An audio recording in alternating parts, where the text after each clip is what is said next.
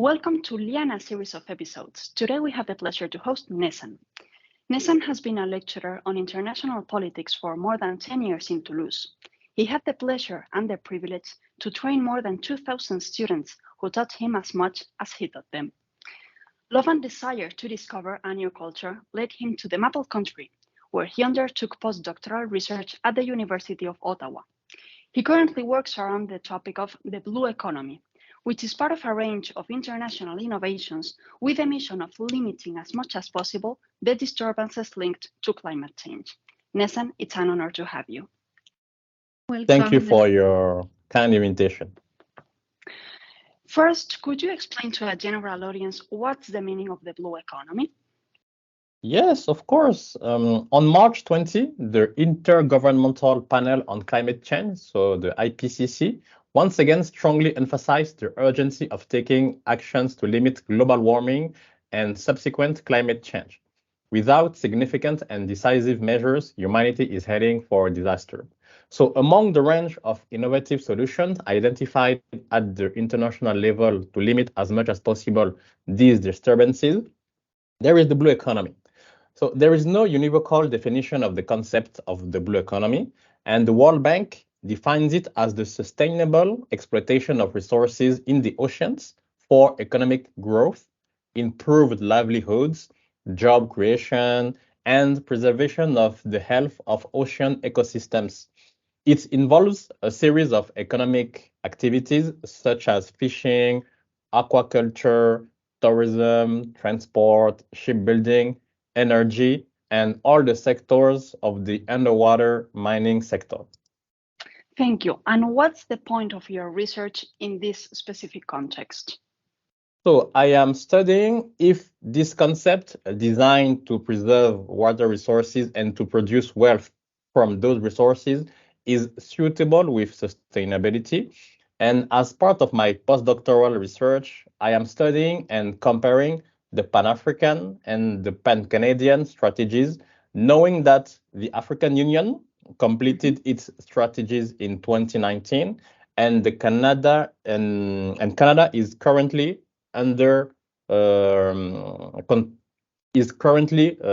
constructing its own strategy. So the idea is to see if the methodology used by the Pan-African authorities can be transposed to Canada, and what lessons can be learned in terms of improving global water governance. So can Canada learn from Africa, and can Africa improve its own strategy by learning from Canada? Can you tell us if you know if there is other countries in the world who already implement a strategy around blue economy, like in Europe or Asia? And I know that Seychelles is currently implementing the strategy, and the OCDs, so many countries from the West world, such as European countries, are currently working on this concept, but it's not really implemented as well. But Seychelles is currently doing it. And as part of this research, I think that you were invited to COP15 with your colleagues, right? Yes. So as you said, I am currently a researcher, a postdoctoral researcher at the University of Ottawa, and I'm working in the forum on water law and governance. So it is an interdisciplinary research project. And along with some colleagues from the forum, we attended the COP15 on biodiversity in Montreal from December 7 to 19, 2022, as academic observers. So what are COP on biodiversity and COP15? So first of all, COP means Conference of Parties.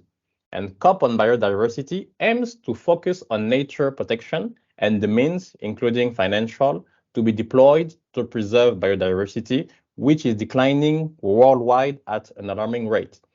COP15, held in Montreal and organized by Canada and China, was the 15th meeting of the parties at the Convention on Biological Diversity, the CBD, adopted in 1992 and gathering today 196 members. So this convention has three main objectives set out in its first article. First, the conservation of biological diversity. Second, the sustainable use of biological diversity. And third, the fair and equitable sharing of the benefits arising out of the utilization of genetic resources. Its overall aim is to encourage measures that will lead to a sustainable future. And according to the convention, biological diversity goes beyond plants, animals, microorganisms, and their ecosystems. It also concerns human beings. We need food security and a healthy environment, including clean air and water. And I understand that the ultimate goal of these conventions is to specify specific measures to be implemented from the regulatory point of view, right? Yes. Okay. So what happened there concretely? So first of all, they recognized the urgency of the situation because the current situation is serious. 1 million species are threatened with extinction, and 70% of natural areas are altered by human activities. And the main causes of this situation are the expansion of agricultural and urbanized land, fishing, hunting, timber harvesting, global warming, pollution, invasive species, and pesticide, etc. So, during COP15, states negotiated to reach an agreement on a global action plan to address those issues and to preserve 30% of the world's biodiversity by 2030 and avoid the sixth mass extinction caused by humans. And so far, the international community has failed to address the biodiversity crisis. During COP10, held in Aichi in Japan in 2010, many targets were set to fight the decline of biodiversity, but none of them have been met according to the United Nations in 2020. So, during COP15, negotiations were supposed to reach agreement on two main issues. First, the global framework called the Kunming, that's in China, Montreal Agreement. This should take over from the Aichi targets for the period 2020 to 2030. And these objectives are broken down into around 20 targets, including the establishment of protected areas over 30% of the globe, the restoration of 20% of degraded areas, and the reduction of subsidies that are harmful to biodiversity, such as those that finance the use of pesticides in agriculture or industrial fishing. And second, the benefit sharing. Today, the genetic sequences of certain species are used by companies, often from wealthy Western countries, to make drugs, cosmetics, and other products. The aim of this negotiation was to find a way to share the benefits with the countries where these animals or plant species live, which are mostly poor countries. And in addition to the commercial aspect, there was also a scientific issue of access to data for science. And what is the level of consensus in regard to which countries are involved? Does this agreement include the majority of countries worldwide?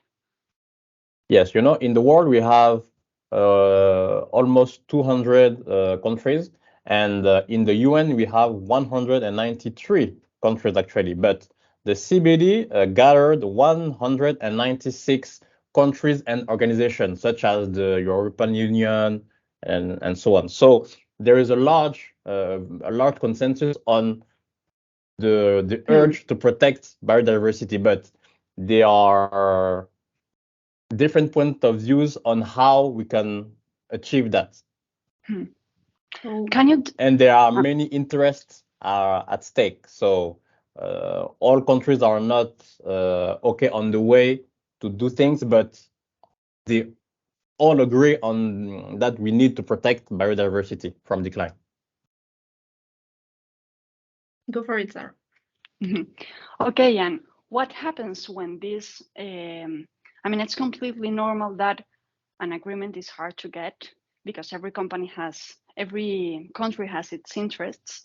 But do they finally reach an agreement, or do they at least agreed on a minimum consensus around what should be done, or was it Yes. something that was left open? No, concretely, an agreement was reached. So last December, this agreement was, for me, hastily described as historic, but it was reached to stop the collapse of life. So I say hastily because despite some welcome advances, in the absence of a truly binding mechanism, its chances of application by the states appear slim. Some will see the glass as half full, others as half empty, but at least there is a glass, and this glass is not empty. So there is an objective to protect 30% of the biodiversity on land and sea by 2030. So this is important. And in order to reach this objective, developing countries, which are home to a large part of the world's biodiversity, insisted on the financial matters during the 2 weeks of negotiation. And developed countries finally committed to providing developing countries with $20 billion per year by 2025 and $30 billion per year by 2030 to implement the new global framework. And today, this funding is around 10 billion a year. These commitments, while higher than the initial proposals from developed countries, are still below the expectations of developing countries, which are asking for $100 billion per year. And the purpose of this target is to what? To protect biodiversity in developing countries, or to implement? What's the point of this budget? To protect biodiversity everywhere, but the reality is that the majority of the biodiversity today is in developing countries, like in Africa, in Central Africa, in DRC, the Democratic Republic of Congo, in Brazil, etc. So it's to protect it in the world in general, but mostly where is the majority of the biodiversity, which is in developing countries. And is the agreement enough to stop the decline of biodiversity? Is it enough? This agreement reached in Montreal in December is important, but it will be more reasonable to declare victory when the targets have actually been met. Because let's remember that the Aichi objectives were not achieved over a 10-year period. So the targets of the new framework are more ambitious than the previous ones, and there are only 8 years left to achieve them. There are a lot of things at stake, and we can be hopeful, but we need to be reasonable. And can I ask, I'm sorry, Mélissa, can I ask, as someone outside this field, you're an expert on international politics, how does this pack of measures land into actual measures in action on the field? How do they land? Once they reach an agreement, is this traduced into national level politics?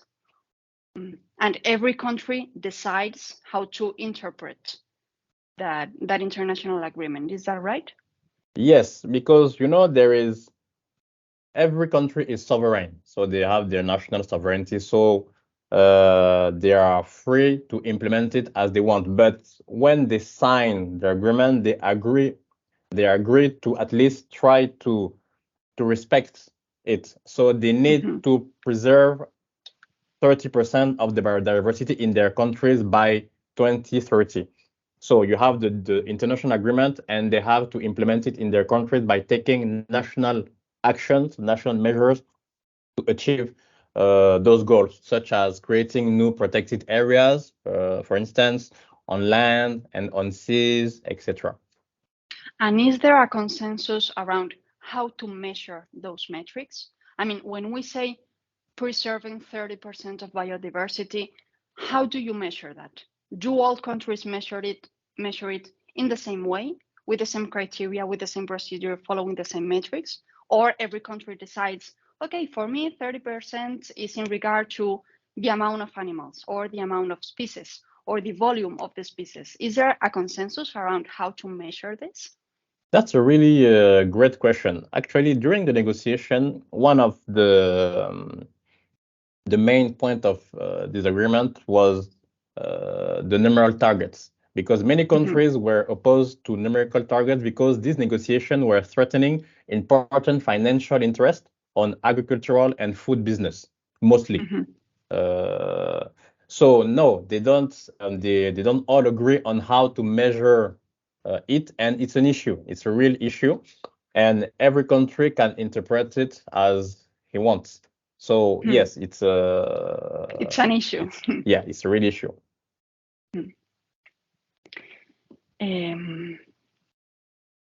Okay, so we have reached a point in which it's clear that more could be done to preserve biodiversity.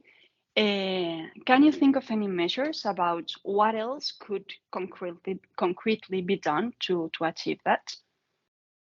Well, the preservation of biodiversity and the fight against climate change are intrinsically linked.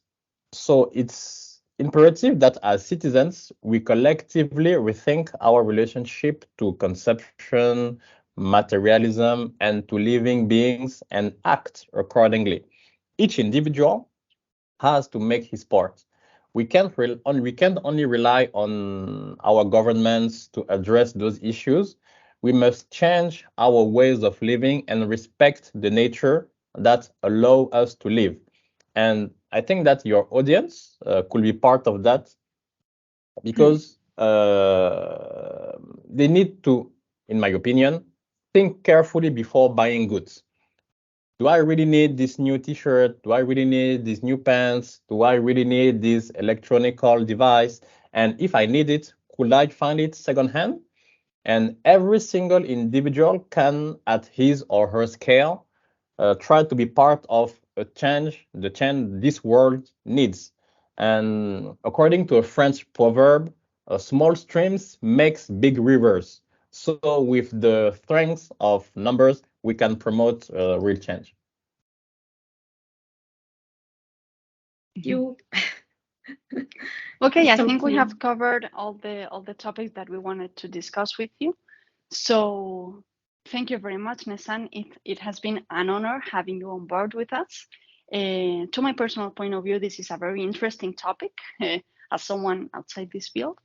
So I hope our audience engages with the improvement you just mentioned by gaining awareness of the fact that every purchase has an impact, and questioning if that's really necessary or not. So thank you very much for your time. Thank you for joining us, and I hope to see you soon. Thank you, Nessan. Well, thank you. Thanks again for your kind invitation, and your podcast, I think, is a great initiative in these times where we need information and actions.